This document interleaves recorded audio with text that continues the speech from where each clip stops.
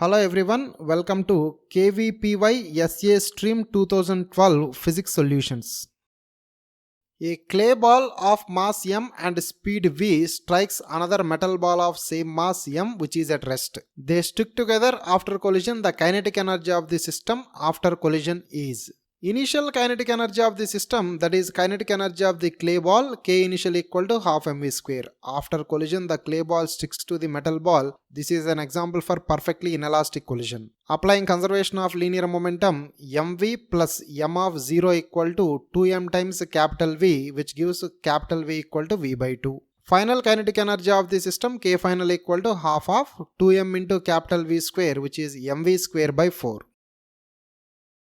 A ball falls vertically downward and bounces off a horizontal floor. The speed of the ball just before reaching the floor is u1 is equal to the speed just after having contact with the floor, that is u2. The corresponding magnitudes of accelerations are denoted respectively by a1 and a2. The air resistance during motion is proportional to speed and it is not negligible. If g is acceleration due to gravity, then given that air resistance is proportional to speed, so Fr is proportional to v, that is Fr equal to k times v, where k is a constant. For downward motion of the object, Fnet equal to ma, mg minus Fr equal to ma1, which is a1 equal to g minus k u1 by m.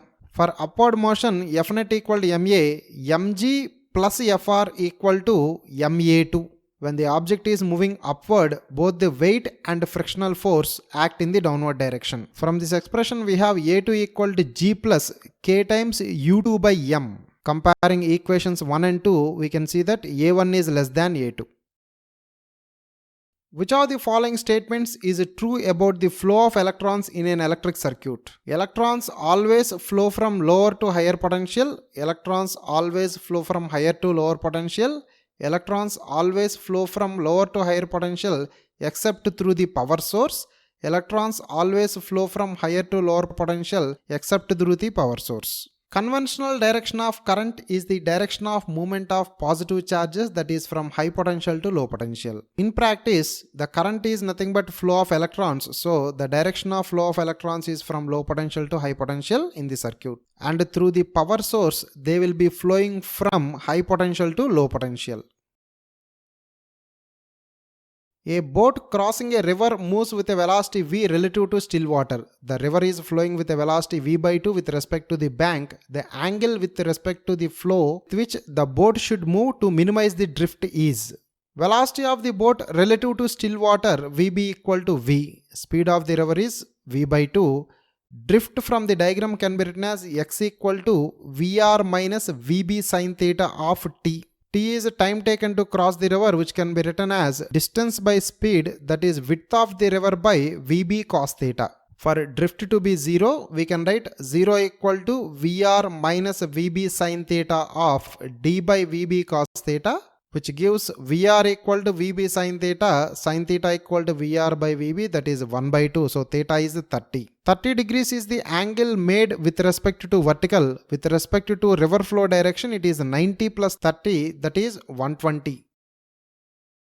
In the Arctic region, hemispherical house called igloos are made of ice. It is possible to maintain a temperature inside an igloo as high as 20 degrees because ice has high thermal conductivity, ice has low thermal conductivity, ice has high specific heat, ice has higher density than water.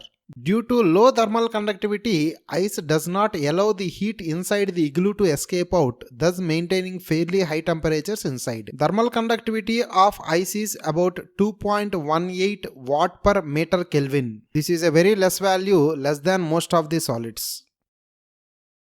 In the figure below, PQRS denotes the path followed by a ray of light as it travels through three media in succession. The absolute refractive indices of media are mu1, mu2 and mu3 respectively. The line segment RS' in the figure is parallel to PQ. Refractive index of a medium is proportional to optical density of the medium. As light travels from one transparent medium to another, it bends towards the normal in denser medium and away from the normal in rarer medium. From the diagram we can see medium 1 to medium 2, light bends towards the normal, indicating that mu2 is greater than mu1. Medium 2 to medium 3, light bends away from normal, indicating that mu2 is greater than mu3. So the absolute refractive indices of media are related as mu1 less than mu3 less than mu2.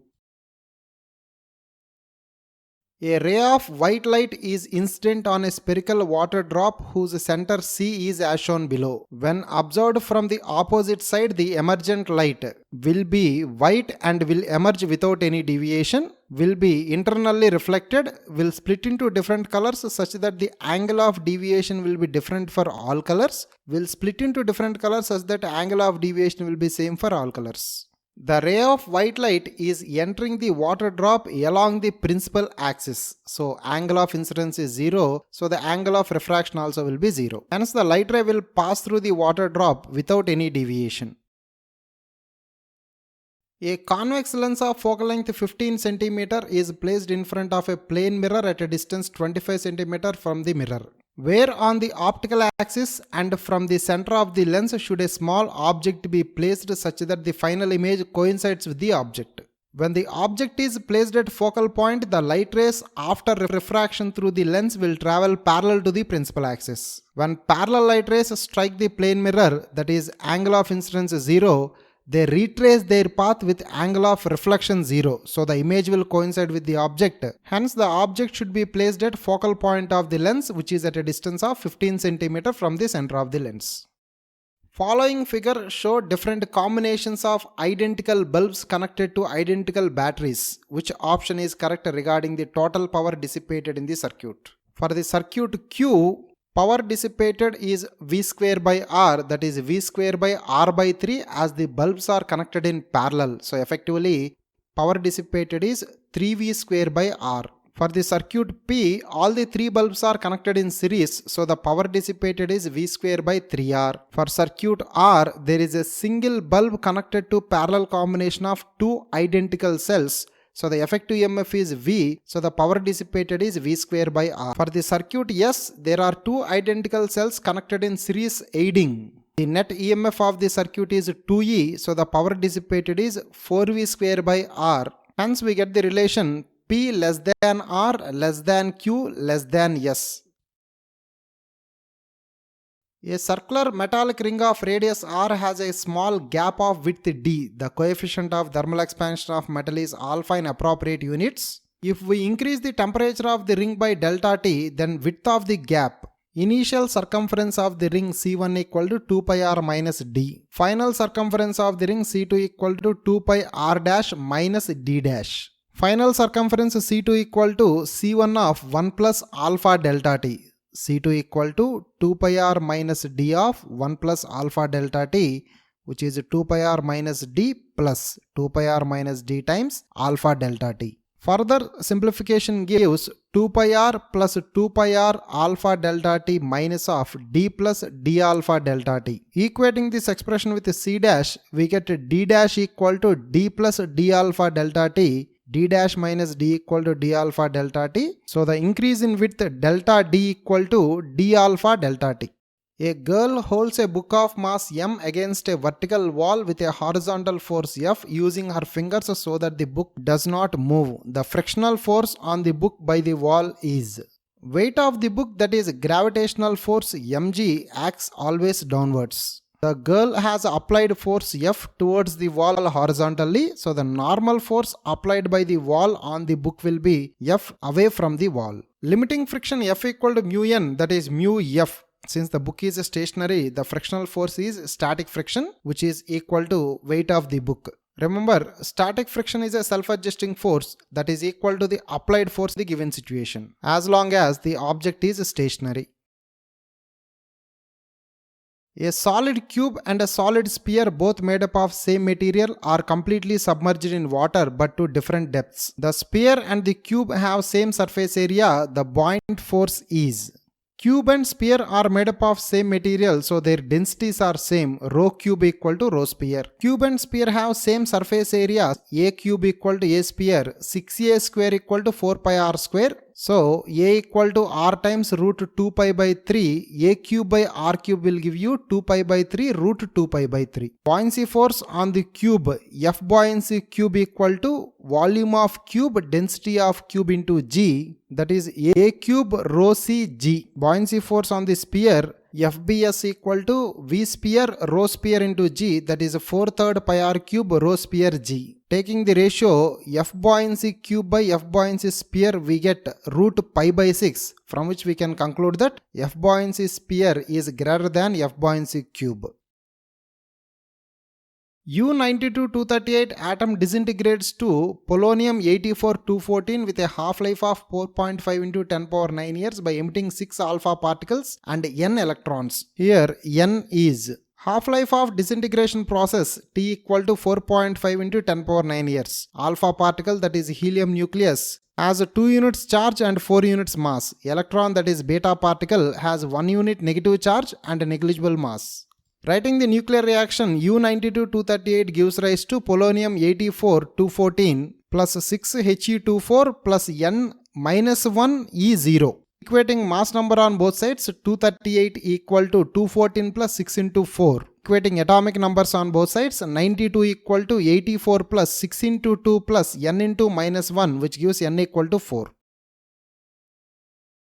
Which statements about Rutherford's model of the atom is not true? Most of the alpha particles passed through the gold foil without any deviation, indicating that most part of the atom is empty space in Rutherford's alpha ray scattering experiment, which is the basis for Rutherford's atomic model. Very few alpha particles have undergone deviations, indicating that there is a positively charged region at the center of the atom, which Rutherford called nucleus. Since most of the alpha particles have passed through the atom without much deviation, the nucleus should be of negligible size. So the statement C, which is the size of the nucleus is comparable to that of the atom, is wrong.